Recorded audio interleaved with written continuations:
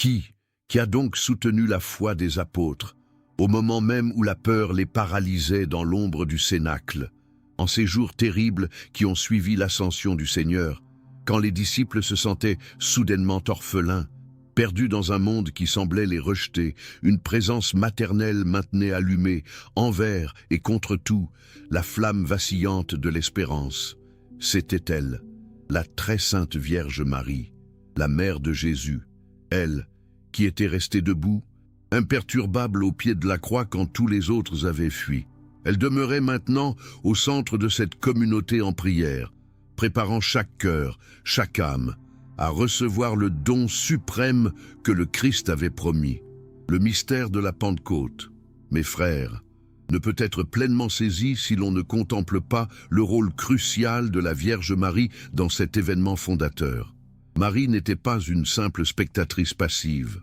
Non, elle était la protagoniste essentielle de la naissance de l'Église, une mère qui a accueilli dans son giron spirituel cette communauté nouveau-née pour la présenter au Saint-Esprit, afin qu'il la vivifie de son feu divin. Découvrir Notre-Dame de la Pentecôte, c'est découvrir le visage maternel de l'Église, c'est comprendre comment la grâce divine agit, toujours par l'entremise de Marie, et c'est apprendre le chemin le plus sûr pour nous ouvrir, nous aussi, à l'action puissante du Paraclet dans nos propres vies. Chapitre 1. Marie, mère de l'Église naissante. Lorsque Jésus s'est élevé vers les cieux depuis le mont des Oliviers, les 11 apôtres sont restés là, les yeux fixés vers le firmament, le cœur lourd d'un mélange de stupeur et de désarroi. Le Maître leur avait ordonné de retourner à Jérusalem, d'y attendre la promesse du Père, mais il n'avait pas précisé combien de temps durerait cette attente, ni quelle forme prendrait ce don annoncé. Les disciples ont obéi, ils se sont réunis dans le cénacle, cette chambre haute où ils avaient partagé la dernière scène avec le Seigneur quelques semaines auparavant. Là, au milieu de l'incertitude, dans la crainte constante des persécutions des autorités, ils ont trouvé un point de repère inébranlable. Marie, la mère de Jésus. Sa seule présence transformait ce refuge en un véritable sanctuaire. Son regard serein dissipait les ténèbres de la peur. Sa foi, robuste et pure, soutenait l'espérance chancelante de chacun des hommes présents. Le livre des Actes des Apôtres en témoigne avec une sobriété magnifique. Tous, d'un même cœur, étaient assidus à la prière avec quelques femmes, dont Marie, la mère de Jésus, et avec ses frères. Cette mention explicite de Marie n'est ni le fruit du hasard, ni un simple décor. Saint Luc, l'évangéliste qui a le mieux connu l'intimité de la Vierge, celui-là même qui a recueilli de ses propres lèvres les souvenirs de l'enfance de Jésus, veut souligner qu'elle occupait la place centrale dans cette communauté. Elle n'était pas simplement présente comme une personne parmi d'autres. Elle était là en tant que mère, en tant que maîtresse d'oraison, en tant que gardienne de la mémoire vivante du Christ. Alors que les apôtres se remémoraient 3 années de vie commune avec le Maître, Marie, elle, chérissait 33 années complètes, depuis l'instant sacré de l'incarnation dans son sein virginal. La présence de Marie au cénacle révélait une vérité profonde et éternelle. L'Église qui allait naître avait besoin d'une mère. Le Christ avait fondé sa communauté sur le roc de pierre. Il lui avait confié les clés du royaume. Il lui avait donné l'autorité de lier et de délier. Mais il avait aussi donné à son Église une maman, et il l'avait fait du haut de la croix, lorsqu'il dit à Jean, « Voici ta mère ». Ce don n'était pas seulement destiné aux disciples bien-aimés, mais à tous les disciples de tous les temps. Marie a été constituée mère de l'Église à l'instant précis où l'Église jaillissait du côté ouvert du Christ. Et maintenant, dans le cénacle, elle exerçait pleinement cette maternité, accueillant la famille de Jésus, la soutenant par sa tendresse, la formant par son exemple et intercédant pour elle par sa prière toute puissante. Les apôtres, qui avaient montré tant de faiblesse durant la Passion, trouvaient en Marie la force qui leur manquait cruellement. Pierre, qui avait renié le Christ par 3 fois, contemplait en la Vierge le modèle d'une fidélité sans faille. Jean, qui avait fui Gethsémani avant de revenir au calvaire, voyait en elle la mère que Jésus lui avait confiée et qui l'accueillait désormais avec un amour infini. Jacques, Thomas, Matthieu, tous éprouvaient le réconfort de cette présence féminine qui leur rappelait sans cesse les paroles du Maître, qui interprétait pour eux les Écritures à la lumière de ce qu'elle avait vécu auprès de son Fils, et qui leur insufflait du courage quand le découragement menaçait de les briser. Marie était la mémoire vivante de l'Évangile. Mais pas une mémoire morte ou archéologique, non, une mémoire agissante qui rend présent, ici et maintenant, le mystère du Christ. Il y avait aussi dans ce cénacle les saintes femmes qui avaient suivi Jésus depuis la Galilée. Marie-Madeleine, Jeanne, Suzanne, Marie de Cléophas, Salomé. Elles étaient restées fidèles au pied de la croix quand les hommes s'étaient cachés. Elles avaient été les premières témoins de la résurrection. Au courant annonçait aux apôtres que le Seigneur avait vaincu la mort. Aujourd'hui, elles entouraient Marie, reconnaissant en elle non seulement la mère du Maître, mais leur propre mère spirituelle. Et à leur côté se trouvaient les frères de Jésus selon la chair, ses parents qui, durant son ministère public, avaient douté de lui, tentant même de l'emmener car ils pensaient qu'il avait perdu la raison. La résurrection avait transformé leur incrédulité en une foi ardente. Et ils cherchaient désormais auprès de Marie la compréhension de ce mystère qui dépasse toute intelligence humaine. C'est ainsi qu'autour de la très sainte Vierge se rassemblait l'Église à l'état d'embryon, diverse dans ses membres, mais unie dans la foi, dans l'espérance et dans la charité, attendant avec ferveur l'accomplissement de la promesse du Père. Chapitre 2, l'attente orante. Les jours qui se sont écoulés entre l'Ascension et la Pentecôte furent un temps de préparation intense. La tradition nous parle de 9 jours, la toute première neuvaine de l'histoire chrétienne, le modèle absolu de toutes les neuvaines que les fidèles accompliraient plus tard à travers les siècles pour se préparer à recevoir des grâces spéciales. Durant ces 9 jours, la communauté du Cénacle n'est pas restée oisive. Elle ne s'est pas dispersée dans des affaires mondaines. Non, elle s'est consacrée entièrement à la prière. Ce n'était pas une prière superficielle, mais une prière persévérante, unanime, fervente. Le texte sacré souligne qu'ils persévéraient d'un même cœur dans la prière. Et chaque mot ici vaut de l'or. Persévérer, cela indique une constance qui ne fléchit jamais. Unanime, cela signifie avec un seul cœur et une seule âme. Et bien dans la prière, cela signale l'occupation unique et exclusive de ces jours bénis. Marie était l'âme de cette prière communautaire, elle qui avait vécu toute son existence dans un dialogue ininterrompu avec Dieu, elle qui avait médité dans son cœur chaque petit événement de la vie de son Fils, elle qui avait prononcé les oui les plus purs et les plus totaux qui soient jamais sortis de lèvres humaines. Elle enseignait maintenant aux disciples comment prier. Elle ne le faisait pas avec des discours théoriques, mais par son exemple vivant.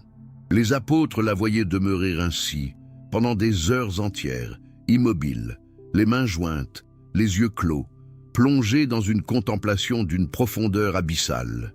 Son visage reflétait une paix indicible, une sérénité profonde qui dépassait tout entendement humain, une clarté que seule l'union mystique et parfaite avec Dieu peut engendrer.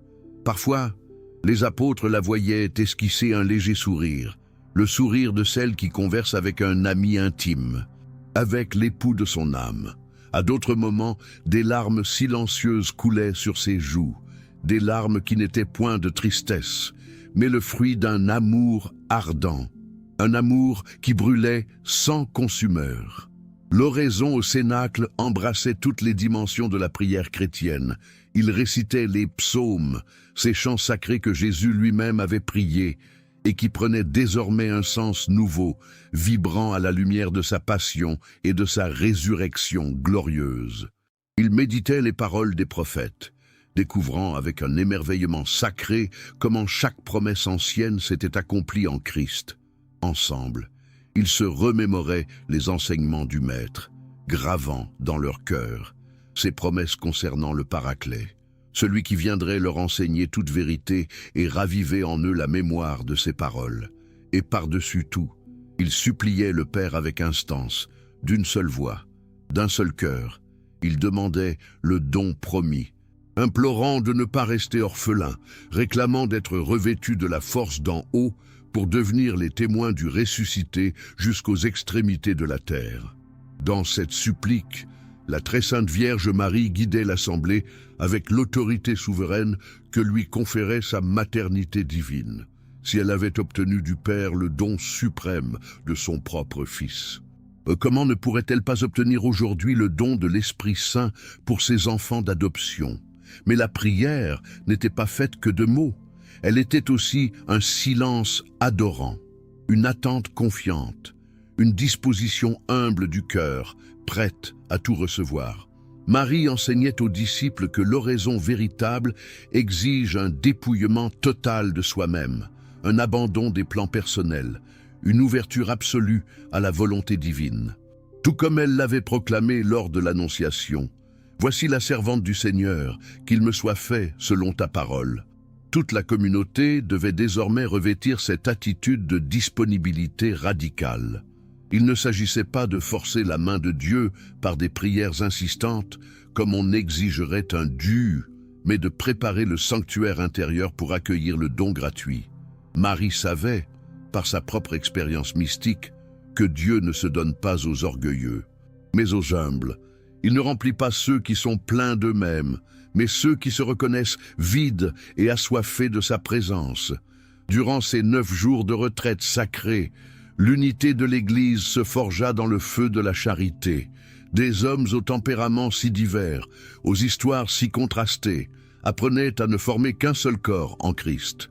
Pierre, le pécheur impétueux qui avait été établi comme le roc de l'Église, se reconnaissait fragile et cherchait en Marie sa force.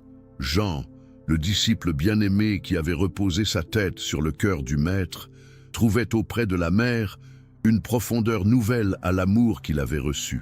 Matthieu, l'ancien publicain ayant tout quitté, voyait en Marie la pureté céleste vers laquelle il tendait de toute son âme.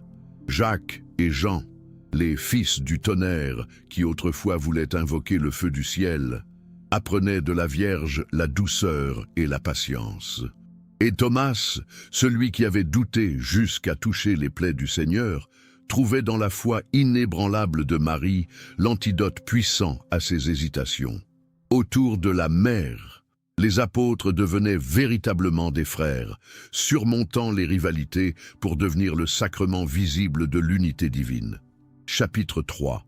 L'Esprit Saint descend sur Marie. Le jour de la Pentecôte arriva enfin, cette fête solennelle qui célébrait le don de la loi au Sinaï. Jérusalem bouillonnait d'une foule immense, des pèlerins venus de toutes les nations pour honorer la loi de Moïse. Tandis que la cité s'agitait dans les préparatifs festifs, une atmosphère d'attente vibrante régnait au cénacle. C'était le matin, vers l'heure tierce, quand soudain un fracas retentit depuis le ciel. Ce n'était ni le tonnerre, ni un tremblement de terre, mais un son totalement nouveau, comme le mugissement d'un vent impétueux qui s'engouffre avec une force irrésistible. L'édifice tout entier trembla sur ses fondations. Les portes vibrèrent, mais rien ne fut brisé. C'était le souffle de l'Esprit qui arrivait pour créer, et non pour dévaster, pour vivifier, et non pour anéantir. Alors apparurent des langues comme de feu qui se partageaient pour se poser sur chacun des présents. Ce feu, symbole de la présence divine depuis le buisson ardent de Moïse jusqu'à la colonne de lumière au désert, descendait maintenant sur la communauté de la Nouvelle Alliance. Mais il y avait une différence capitale. Au Sinaï, le peuple devait se tenir à distance de la montagne embrasée sous peine de mort. Ici, la flamme se posait directement sur la tête des disciples sans les brûler. Elle pénétrait les cœurs sans les consumer. Elle les transformait sans les détruire. C'était le feu de l'amour divin, l'Esprit Saint lui-même, s'unissant à l'Église de manière tangible. Sur Marie, la langue de feu descendit avec une splendeur unique. Non pas qu'elle eût besoin d'être sanctifiée comme les autres, Elle qui était déjà pleine de grâce dès son immaculée conception, ni parce que c'était la première fois que l'Esprit l'habitait, car elle l'avait reçu au jour de l'Annonciation. Mais aujourd'hui, elle recevait une nouvelle effusion du Paraclet, une grâce spéciale ordonnée à sa mission de mère de l'Église. Si autrefois elle avait reçu l'Esprit pour concevoir le Fils de Dieu en son sein virginal, elle le recevait maintenant pour engendrer spirituellement l'Église. Celle qui fut le temple vivant de la Trinité à Nazareth devenait maintenant le sanctuaire rayonnant de l'Église naissante. Les apôtres, témoins de ce prodige, virent le visage de Marie se transfigurer. Une lumière surnaturelle émanait de toute sa personne. Ses yeux brillaient d'un éclat céleste, et de ses lèvres jaillissaient des paroles de louange dans des langues qu'elle n'avait jamais apprises. Le don des langues se manifestait en la Vierge avec une clarté exceptionnelle, signe que l'Évangile était destiné à toutes les nations et que Marie serait la mère de tous les peuples. L'esprit qui reposait sur elle n'était pas pour un usage privé, mais pour se répandre sur la multitude. Marie vivait à cet instant la plénitude de la joie promise par son Fils, la joie de voir la promesse accomplie, d'assister à la naissance de l'Église et de contempler comment le sacrifice du calvaire portait enfin ses fruits abondants. Mais au cœur de cette joie, Marie recevait aussi une compréhension nouvelle et universelle de sa mission maternelle, l'Esprit Saint lui révélant que son amour devait désormais embrasser l'humanité tout entière. Le Paraclet lui révélait dans une vision prophétique la multitude innombrable de ses enfants spirituels, et le cœur maternel de la Vierge s'élargissait pour les embrasser tous, tout comme ses entrailles virginales avaient pu contenir l'incontenable au moment où le Verbe s'est incarné. Ainsi, son cœur immaculé pouvait désormais accueillir l'humanité rédimée tout entière. La Pentecôte venait ainsi consommer en Marie le mystère qui avait germé lors de l'Annonciation. Celle qui avait été la mère de Dieu se révélait pleinement comme la mère de l'Église, la mère de tous les vivants dans l'ordre de la grâce. Chapitre 4. Marie, modèle de docilité à l'Esprit. La métamorphose que l'Esprit Saint a opérée chez les apôtres en ce jour glorieux de la Pentecôte fut véritablement prodigieuse. Des hommes qui s'étaient enfuis, tremblants de peur, lors de l'arrestation de Jésus, se transformèrent subitement en prédicateurs intrépides, défiant les autorités pour proclamer la résurrection du Seigneur. Pierre, lui qui avait nié connaître le Maître devant une simple servante, sortit du cénacle et prêcha devant des milliers de personnes avec une hardiesse qui laissa la foule stupéfaite. La lâcheté s'était muée en courage, la confusion en une clarté divine et la faiblesse en une forteresse inébranlable. Cependant, il y avait une présence au cénacle qui n'avait nul besoin d'être transformée radicalement, car elle vivait déjà dans une docilité absolue à l'Esprit Saint, la très sainte Vierge Marie. Elle était, depuis le premier souffle de sa vie, le modèle achevé de ce que le Paraclet désirait accomplir en chaque disciple du Christ. Depuis l'instant initial de son existence, Marie avait été comblée de l'Esprit Saint. Son immaculée conception signifiait précisément ceci, qu'elle n'avait jamais été sous la domination du péché, pas même un seul instant, et qu'elle n'avait donc jamais éprouvé cette résistance à l'esprit qui caractérise notre nature déchue. Là où Ève avait dit non à Dieu, Marie avait prononcé son oui éternel. Là où la première mère avait cédé à la suggestion du démon, la nouvelle Ève accueillait avec humilité le message de l'ange. Là où l'une avait apporté la désobéissance et la mort, l'autre apportait l'obéissance et la vie. Cette docilité absolue au divin Paraclet s'est manifestée à chaque instant de la vie de la Vierge, lors de l'Annonciation, alors qu'elle aurait pu douter ou exiger des signes comme Zacharie. Elle s'est simplement abandonnée, confiante, à la parole de Dieu. Lors de la visitation, quand l'Esprit l'a poussée à partir en hâte pour servir sa cousine Élisabeth, elle a obéi sans délai, franchissant les montagnes pour porter le Christ en son sein. Les apôtres, en observant Marie au cénacle, avant et après la Pentecôte, apprenaient d'elle l'art subtil de discerner et de suivre les motions de l'Esprit Saint. La Vierge leur enseignait que le Consolateur n'agit généralement pas dans le fracas des tempêtes ou les manifestations extraordinaires, bien que cela arrive parfois, mais par des inspirations délicates au plus profond de l'âme, par des lumières intérieures qui éclairent la route, par des mouvements doux qui inclinent la volonté vers le bien. Ils apprenaient, grâce à elle, à distinguer les impulsions de la chair et les tentations du malin des inspirations authentiques de l'esprit de vérité. Marie leur expliquait que l'Esprit Saint ne contredit jamais la parole du Christ, ni la doctrine qu'il leur avait enseignée, car sa fonction est précisément de leur rappeler et de leur faire comprendre la profondeur de cet enseignement. Le Paraclet n'apporte pas un nouvel évangile. Il nous fait pénétrer dans les abîmes de l'unique évangile de Jésus-Christ.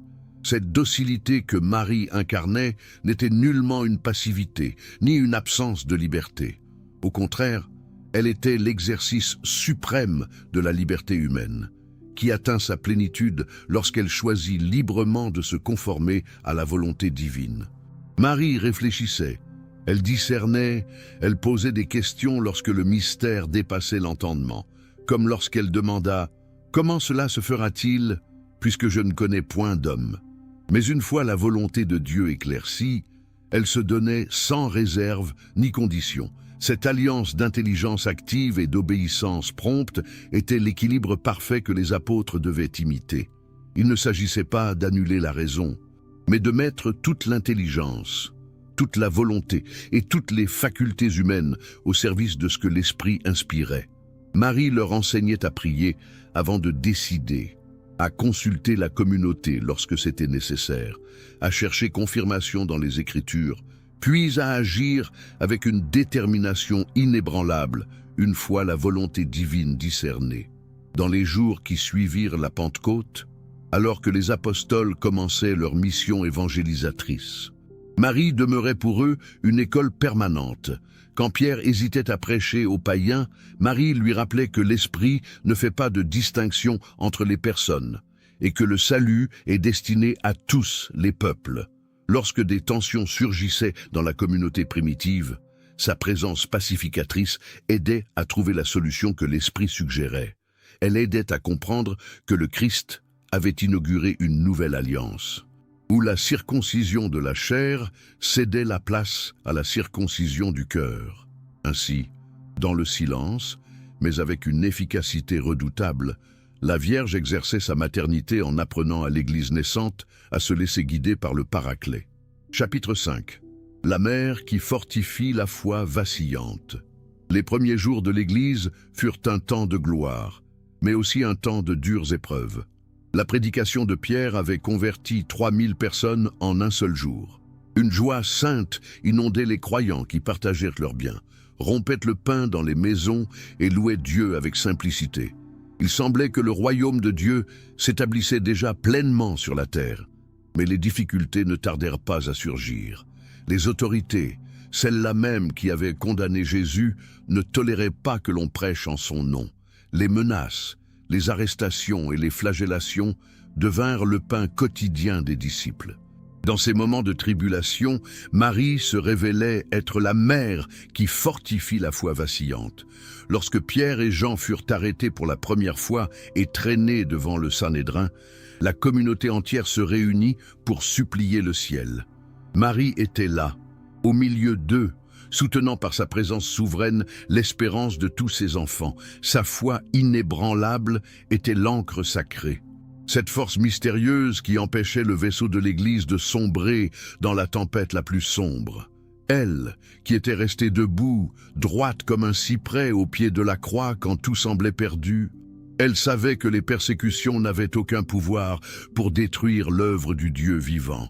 Au contraire, elle portait dans son cœur, comme un trésor précieux, les paroles de son Fils. « Heureux serez-vous lorsqu'on vous insultera, qu'on vous persécutera et qu'on dira faussement contre vous toutes sortes de mal à cause de moi. Réjouissez-vous et soyez dans l'allégresse, car votre récompense sera grande dans les cieux. » La très sainte Vierge Marie aidait les disciples à comprendre une vérité profonde. La souffrance pour le Christ n'est pas une malédiction, mais une bénédiction suprême. Ce n'est pas le signe d'un échec, mais la preuve éclatante de la fidélité. Lorsque le jeune Étienne fut lapidé, devenant ainsi le proto-martyr de la foi chrétienne, une douleur déchirante transperça le cœur de la petite communauté. C'était un jeune homme rempli de l'Esprit Saint, un serviteur qui avait accompli de grands prodiges parmi le peuple, et dont le visage resplendissait comme celui d'un ange lorsqu'il prêchait la parole. Le voir mourir sous les pierres, simplement pour avoir confessé le nom du Christ, fut un choc terrible qui aurait pu briser la foi de beaucoup. Mais Marie était là, immuable, pour consoler. Elle qui avait vu son propre fils expirer dans le supplice le plus cruel que la terre ait porté, comprenait mieux que quiconque l'abîme de cette perte. Elle accueillit les disciples effondrés dans son giron maternel et leur murmura des paroles qu'il n'oublierait jamais. Étienne a simplement suivi les pas du Maître. Il a offert sa vie comme le Christ a offert la sienne. Maintenant, il contemple face à face celui qu'il a aimé jusqu'à la mort. Ne pleurez pas comme ceux qui n'ont pas d'espérance, mais réjouissez-vous, car vous avez désormais un intercesseur de plus dans la gloire du ciel. La foi de Marie était un roc inconvenable sur lequel les apôtres pouvaient s'appuyer lorsque leur propre certitude vacillait. Il y eut des moments d'obscurité, des instants où ils se demandaient s'ils n'avaient pas mal compris le message du Maître, s'il ne serait pas plus prudent de se taire et de se cacher, si cela valait vraiment la peine de risquer sa vie pour prêcher un crucifié. Dans ces moments de doute, il suffisait de regarder Marie pour retrouver la certitude. Son regard serein leur disait, sans qu'un seul mot ne soit prononcé, que tout ce que Jésus avait promis s'accomplirait infailliblement, que le Paraclet ne les abandonnerait jamais et que l'Église prévaudrait contre les portes de l'enfer. La Vierge leur racontait encore et encore les épisodes de la vie de son fils. Ce n'était pas une simple narration historique, mais une mémoire vive qui actualisait le mystère. Elle leur parlait de l'archange Gabriel, de l'annonce que Jésus régnerait pour toujours sur la maison de Jacob, du voyage des mages venus d'Orient pour l'adorer, et de la prophétie du vieillard Siméon, annonçant qu'il serait la lumière pour éclairer les nations. Marie fortifiait aussi leur foi en leur apprenant à lire les Écritures à la lumière du mystère pascal. Elle avait médité dans son cœur les prophéties messianiques pendant 30 longues années, bien avant que Jésus ne commence son ministère public. Elle connaissait les psaumes, les prophètes, la loi et les écrits sapientiaux avec une profondeur que seul l'Esprit de vérité peut accorder. Désormais, illuminée par la grâce de la Pentecôte, elle voyait avec une clarté méridienne comment chaque texte de l'Ancien Testament trouvait son accomplissement parfait en Christ. Lorsque les apôtres se heurtaient aux objections des docteurs de la loi, qui niaient que le Messie pût souffrir et mourir, Marie leur montrait dans le livre d'Isaïe le serviteur souffrant, dans le psaume 22, le juste qui crie sur la croix, et dans le livre de la sagesse, le juste persécuté qui place sa confiance en Dieu. Ainsi, la Vierge exerçait un magistère silencieux mais puissant, formant les premiers prédicateurs de l'Évangile, les préparant à rendre compte de leur espérance devant quiconque le leur demanderait. Chapitre 6. Marie, reine des apôtres. Le titre de reine des apôtres, par lequel la tradition chrétienne vénère Marie, jaillit naturellement de son rôle aux origines mêmes de l'Église. Il ne s'agit pas ici d'une royauté de domination ou d'un pouvoir mondain, car le Christ lui-même a enseigné que, dans son royaume, celui qui veut être le premier doit se faire le serviteur de tous. La royauté de Marie est une royauté de service, d'amour et d'intercession. Elle est reine parce qu'elle est mère, et sa maternité s'exerce de manière éminente sur ce que le Christ a constitué comme les fondements de son Église, les 12. Depuis le Cénacle, Marie guidait avec une discrétion toute maternelle ces hommes appelés à transformer la face du monde, et son guide se perpétue à travers les siècles sur tous ceux qui exercent le ministère apostolique. La souveraineté de Marie sur les apôtres se manifestait d'abord par son intercession puissante. Les noces de Cana avaient révélé l'efficacité de sa médiation à sa demande. Le Christ avait anticipé l'heure de manifester sa gloire en accomplissant le premier signe. Maintenant, dans le Cénacle et durant les premières années de l'Église, Marie intercédait sans relâche pour les apôtres. Quand Pierre allait être jugé par le Sanhédrin, Marie priait.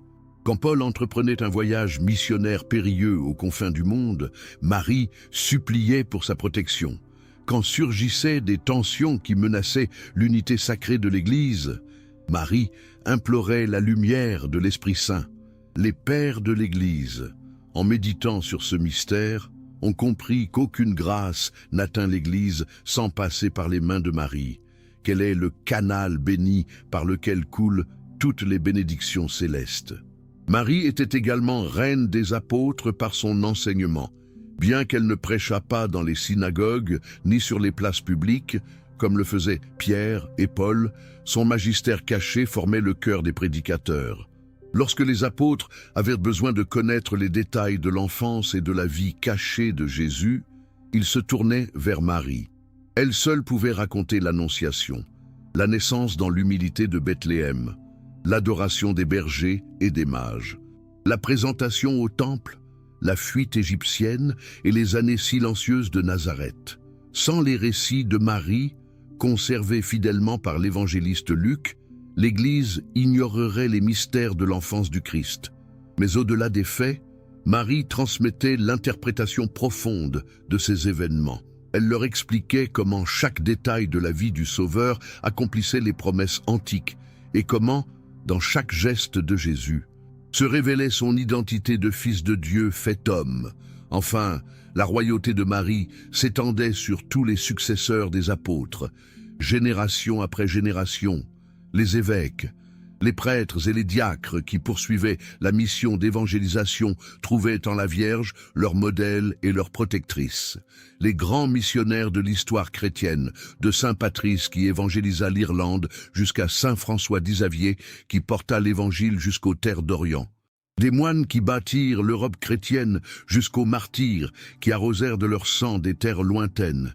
Tous se confiaient à Marie avant de partir. Ils savaient que la reine des apôtres intercédait pour eux devant son Fils, qu'elle leur obtenait les grâces nécessaires pour accomplir leur mission, qu'elle les soutenait dans les épreuves et les consolait dans les échecs apparents. L'histoire missionnaire de l'Église est un tissu brodé de dévotion mariale. Chaque conquête de l'Évangile porte en elle l'empreinte de la mère, la reine qui conduit toujours ses enfants vers la lumière du monde. À notre époque, alors que l'Église traverse des tempêtes d'une intensité colossale, entre la montée du sécularisme, l'indifférence religieuse qui glace les cœurs, les persécutions brutales dans tant de nations et une confusion doctrinale qui égare les fidèles, la royauté de la très sainte Vierge Marie sur les apôtres prend une actualité béarlante. Plus que jamais, les pasteurs de l'Église ont besoin de cette guidance maternelle, de ce regard lumineux de la Vierge, pour discerner avec sagesse les sentiers de la nouvelle évangélisation. Il s'agit de trouver, sous son inspiration, des langages capables de communiquer l'Évangile éternel à des cultures en perpétuelle mutation, de maintenir une foi intègre sans succomber aux pressions séduisantes du monde, mais aussi sans s'enfermer dans des rigidités stériles qui étouffe la vie. Marie, reine des apôtres, continue d'exercer sa maternité spirituelle sur les successeurs de Pierre et des 12. Elle leur insuffle cette audace apostolique, cette sagesse pastorale profonde et cette charité ardente absolument nécessaire pour paître le troupeau du Christ dans la tempête. L'invoquer sous ce titre glorieux, c'est reconnaître que la mission de l'Église n'est pas une simple entreprise humaine, mais l'œuvre monumentale de l'Esprit Saint agissant par Marie. Les évangélisateurs de tous les temps, et plus encore ceux d'aujourd'hui, doivent se placer sous le manteau protecteur de la Mère pour avoir la force de porter le Christ au monde. Chapitre 7. La dévotion à Notre-Dame de Pentecôte. Tout au long des siècles, l'Église a vénéré Marie sous d'innombrables vocables qui mettent en lumière les mystères de sa vie, l'Immaculée Conception, l'Assomption, Notre-Dame de Guadalupe, de Fatima ou de Lourdes, la Mère du Perpétuel Secours ou Marie Auxiliatrice. Chaque titre est comme une facette d'un diamant d'une pureté absolue qu'est la très sainte Vierge Marie, reflétant la lumière du Christ sous un angle particulier et éblouissant. La dévotion à Notre-Dame de Pentecôte, bien que moins médiatisée que d'autres, possède des racines d'une profondeur inouïe dans la tradition et la mystique de l'Église.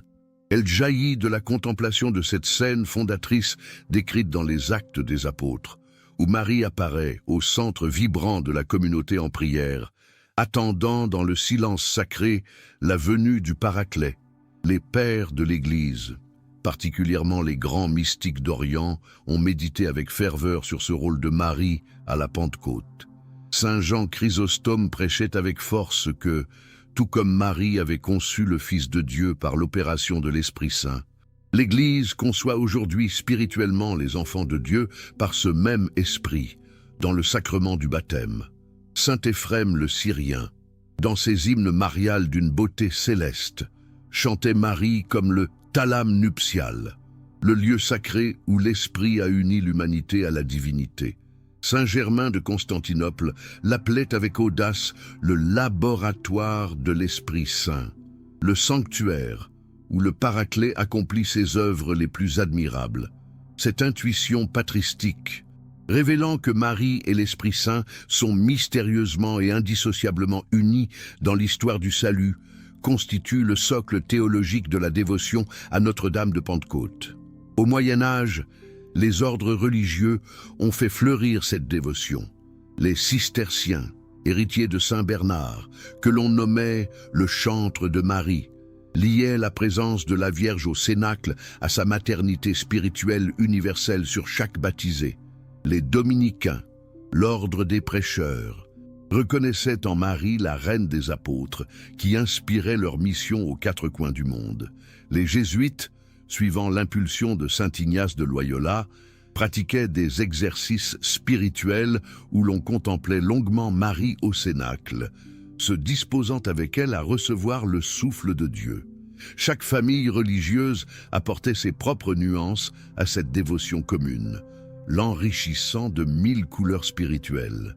À l'époque moderne, et particulièrement dans le sillage du Concile Vatican II, la dévotion à Notre-Dame de Pentecôte a connu un renouveau spectaculaire.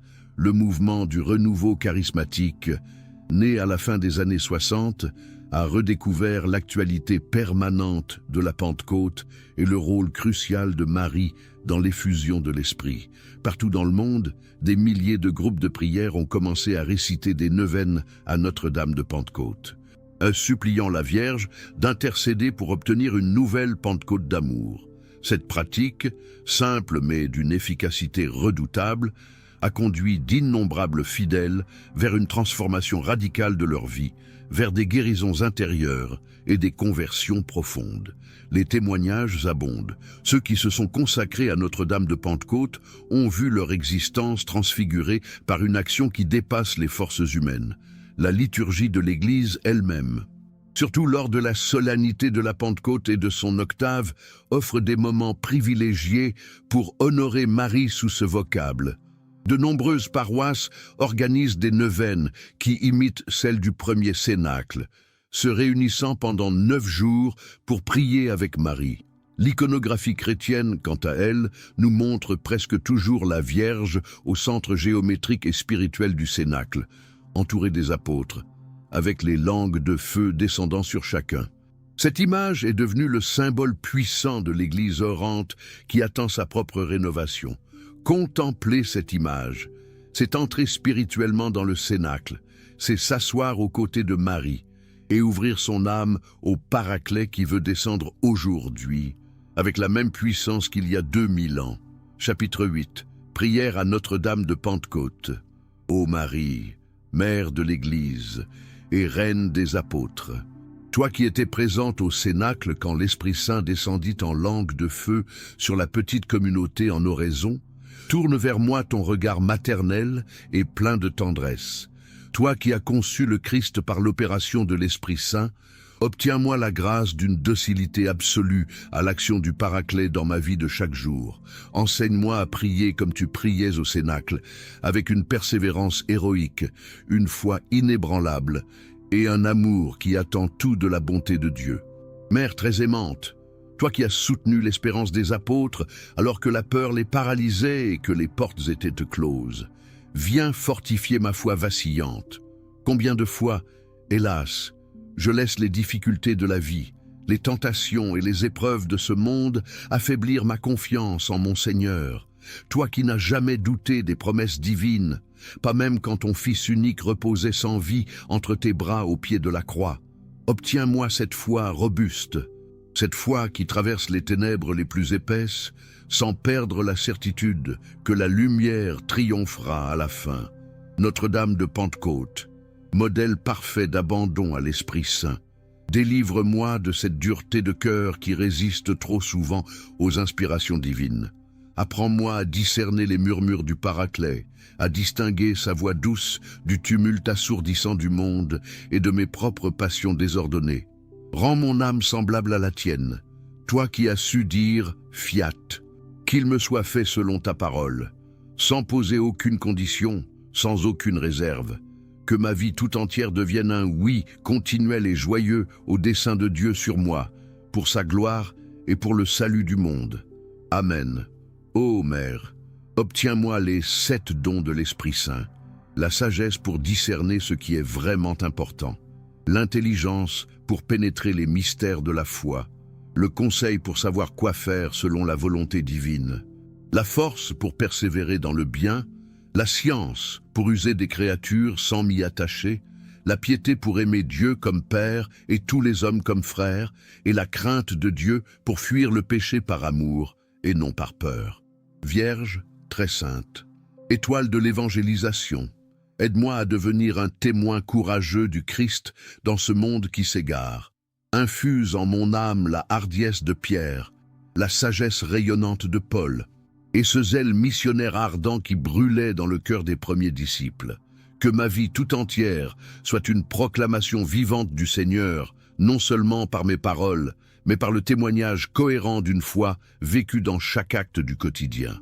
Mère de l'Église, intercède sans cesse pour que l'Esprit Saint renouvelle la face de la terre, qu'il illumine nos pasteurs, qu'il sanctifie les âmes consacrées, qu'il fortifie les laïcs dans leur mission au cœur du monde, et qu'il embrase notre jeunesse du feu sacré de l'amour divin. Reine des apôtres, je dépose aujourd'hui entre tes mains maternelles mes nécessités les plus pressantes. Ici, ouvrez votre cœur et confiez à la Vierge votre intention particulière. Toi qui as intercédé avec une telle délicatesse lors des noces de Cana, intercède maintenant pour moi auprès de ton Fils. Prépare mon cœur à recevoir le Paraclet, tout comme tu as préparé le Cénacle par ta prière et ton attente silencieuse. Purifie mon âme de toute trace de péché. Allume en moi un désir ardent de sainteté. Et lorsque sonnera l'heure de mon dernier passage, ô douce Vierge Marie, assiste-moi par ta présence souveraine, que je puisse remettre mon esprit entre les mains du Père, comblé de cette grâce infinie que tu m'auras obtenue de l'Esprit Saint. Amen.